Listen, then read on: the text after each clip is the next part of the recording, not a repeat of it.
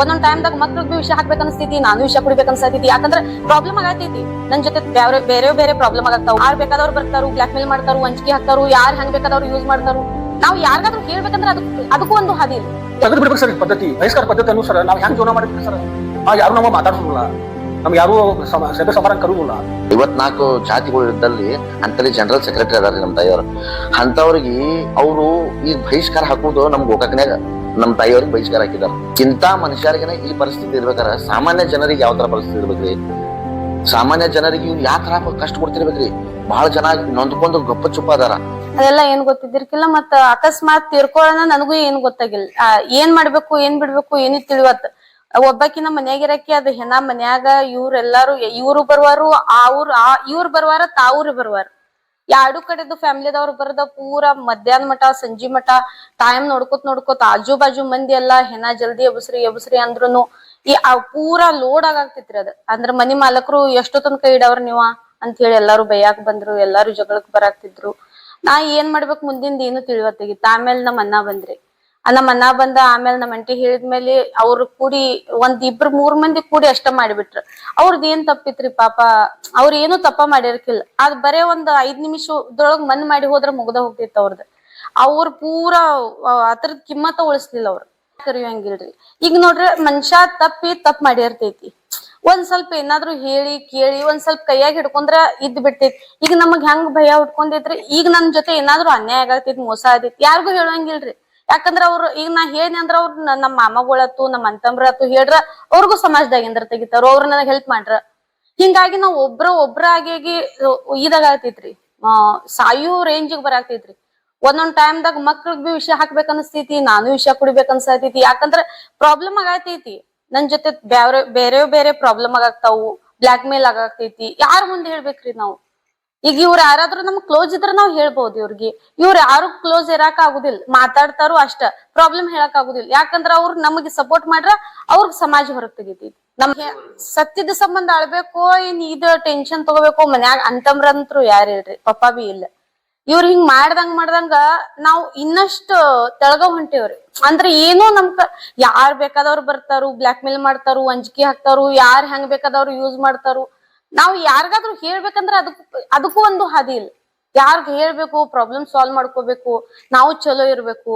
ಯಾಕಂದ್ರೆ ಸರ್ ನಾನು ಮಾರುತಿ ಗೋವಿಂದ ಗಣಾಚಾರ್ಯ, ನಮ್ದು ಸೆಕೆಂಡ್ ನಾವು ಇಲ್ಲಿ ಬಂದು 20-30 ವರ್ಷ ಆಯ್ತ್ರಿ. ಅಶೋಕ್ ಗೊಂಬೆ ಅವರ ತಂಗಿನ ಮಾಡ್ಕೊಂಡಿವ್ರಿ ನಾವು. ಅವ್ರ ಮಣ್ಣಿಗೆ ಹೋಗಿ ಸಲುವಾಗಿ ಸರ್ ಬಹಿಷ್ಕಾರ ಇರ್ತಾರೆ. ಇದು ಈ ಪದ್ಧತಿ ಸ್ವಲ್ಪ ತೆಗೆದು ಹಾಕ್ಬೇಕು ಸರ್, ಈ ಬಹಿಷ್ಕಾರ ಪದ್ಧತಿಯನ್ನು ತೆಗೆದು ಹಾಕ್ಬೇಕು ಸರ್. ನಾವು ಈಗ 2 ಸಲ ಪೊಲೀಸ್ ಕಂಪ್ಲೇಂಟ್ ಕೊಟ್ಟಿವ್ರಿ, ಅಲ್ಲಿ ಅವರು ಕ್ರಮ ತಗೊಂಡಿಲ್ಲ. ಮುಂದೆ ಅವ್ರು ಏನಂತಾರ ಸರ್, ಅಲ್ಲಿ ಹೋದ ಕೂಡಲೇ ಇಲ್ರಿ ಸರ್ ನಾವು ಬಹಿಷ್ಕಾರ ಇಟ್ಟಿರ್ಲಿ ಇವ್ರಿಗೆ, ನಾವು ಬಹಿಷ್ಕಾರನ ಇಟ್ಟಿರ್ಲಿ ಇವ್ರಿಗೆ ಅಲ್ಲಿ ಅನ್ನೂ ಸರ. ಅಲ್ಲಿ ಹೋದ ಕೂಡಲೇ ಅಲ್ಲಿ ಓಣಿಗಳು ಯಾರು ಲಗ್ನ ಪತ್ರ ಕೊಡಕ್ ಬಂದ್ರಲ್ಲ, ಯಾವ ಕೊಡ್ಬೇಡ ನಾವು ಬಹಿಷ್ಕಾರ ಹಾಕಿದ್ವಿ. ಮತ್ತ ಅಂಜಿ ಅದು ಕೊಟ್ಟಾನ ಸರ್. ಹಿಂಗಾಗಿ ಸರ್ ಇದು ಹಿಂಗ ನಡೆದ ಸರ್. ಇದು ತೆಗೆದು ಬಿಡ್ಬೇಕು ಸರ್ ಈ ಪದ್ಧತಿ, ಬಹಿಷ್ಕಾರ ಪದ್ಧತಿ ಅನ್ನು ಸರ್ ನಾವ್ ಹೆಂಗ್ ಜೀವನ ಮಾಡ್ಬೇಕ್ರಿ ಸರ್. ಯಾರು ನಮ್ಮ ಮಾತಾಡ್ಸೋದಿಲ್ಲ, ನಮ್ಗೆ ಯಾರು ಸಭೆ ಸಮಾರಂಭ ಕರುವುದಿಲ್ಲ. ಸರ್ ನಮಸ್ಕಾರ ರೀ, ನನ್ನ ಹೆಸರು ಪ್ರೀತಮ್ ಜೋಶಿ ಅಂತ ಹೇಳ್ರಿ, ಕಲ್ಪನಾ ಜೋಶಿ ಅವ್ರ ಮಗ ರೀ. ಈಗ ನಮ್ಮ ಸಮಾಜದ ಪರಿಸ್ಥಿತಿ ಹಿಂಗಾಗಿದೆ ರೀ ಸರ.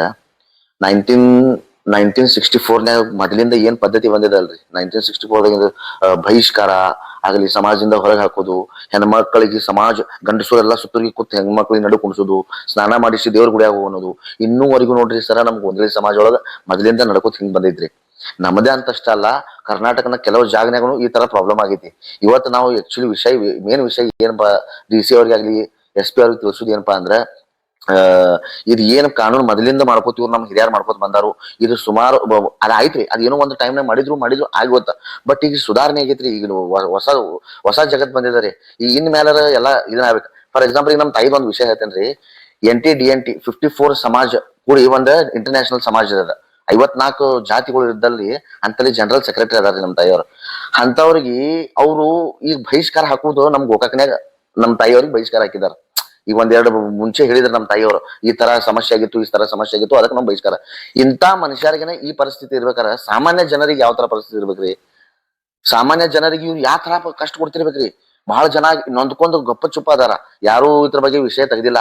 ಇವತ್ತು ನಾವು ಏನೇ ಆಗ್ಲಿಪ್ಪ ಇದ್ರ ಬಗ್ಗೆ ಒಂದು ದೃಢ ನಿರ್ಧಾರ ತಗೊಳ್ಳ ಅಂತ ಹೇಳಿ SP ಮಠ ಆಗ್ಲಿ ಅಥವಾ DC ಮಠ ಆಗ್ಲಿ ಅಥವಾ ಇನ್ನಿತರ ಎಲ್ಲಿ ಹೋಗ್ತೈತಿ ಹೋಗ್ಲಿ, ಅಲ್ಲಿವರೆಗೂ ಹೋಗ್ತೈತಿ ಅಂದ್ಕೂಡಲೇ ನಾವು ತಲೆ ಕೆಟ್ಟು ನಿಂತು ಬಿಟ್ಟಿದ್ರಿ.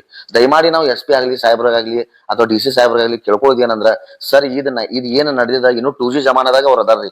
ಈಗ 5G 6G ಜಮಾನ ಬತ್ರಿ ಸರ್. ಜಗತ್ ಯಾವ ತರ ನಡೆದೈತಿ, ಯಾವ ಸ್ಪೀಡ್ನ್ಯಾಗ ಜಗತ್ ಐತಿ ಅನ್ನೋದು ನಿಮಗೆ ತಾವಾಗಿ ಎಲ್ಲ ಗೊತ್ತಿದ್ದೈತಿ. ಸೊ ಈ ಪೊಸಿಷನ್ ಅನ್ನ ನೀವು ತೆಗೆದು ಹಾಕ್ಬೇಕಂತ ಹೇಳಿ ನಾವು ಕಳಕಳಿಯಿಂದ ನಮ್ಮ ಕಡೆಯಿಂದ ವಿನಂತಿಸ್ಕೊತೀವಿ ಸರ್. ಏನೂ ಇಲ್ರಿ, ನಮ್ಮ ಮನಿ ಹೆಣ್ಮಗಳ್ರಿ ಆಕಿ ಸ್ವಲ್ಪ ಮನೆ ಕೊಡಕ್ ಹೋಗಿದ್ದಕ್ಕಾಗಿ ಅವ್ರ ಮನ್ಯಾಗ ಸ್ವಲ್ಪ ಪ್ರಾಬ್ಲಮ್ ಐತಿ. ಆಕಿ ಒಬ್ಬ ತಂಬ್ರಿ ಆಕಿ ಈ ಮನೆ ಕೊಡಾಕ್ ಹೋಗ್ಬಾರ್ದ್ರಿ. ನಾವ್ ಮನೆ ಕೊಡಾಕ್ ಹೋದಿವ್ರಿ. ನಮ್ಮ ಮಗ ತಿರ್ಕೊಂಡ್ರಿ 2 ದಿವ್ಸ ಹೆಣ ಇಟ್ರಿ ಮನ್ಯಾಗ. ದಂಡ ತಗೊಂಡ್ರು ಮನೆ ಕೊಟ್ಟಿಲ್ರಿ ಅವ್ರು. ನೀವೇನ್ ಬೇಕಾದ್ ಮಾಡ್ರಿ, ನಿಮ್ಗೆ ಮನೆ ಕೊಡೋದ್ರಿ. ಅದಕ್ಕೂ ಕರಿ ಒಂದ್ ದಿವ್ಸ ಒಂದ್ ರಾತ್ರಿ ನಮ್ ತಮ್ಮನ್ ಮನ್ ಇಟ್ಟಿದಾರಿ ಸರ್. ಮನ್ ಇಟ್ಟು ಹೆಣ ಇಟ್ಟು ದಂಡ ತಗೊಂಡಾರಿ ನಮ್ಮ ಅಪ್ಪವ್ರ ಕಡೆ ರೀ. ರಾತ್ರಿ ತಗೊಂಡಾರಿ ಮತ್ ಬೆಳಿಗ್ಗೆ ಮತ್ ಕರೆ ಹಾಕ್ತಾರಿ ಅವ್ರಿಗೆ.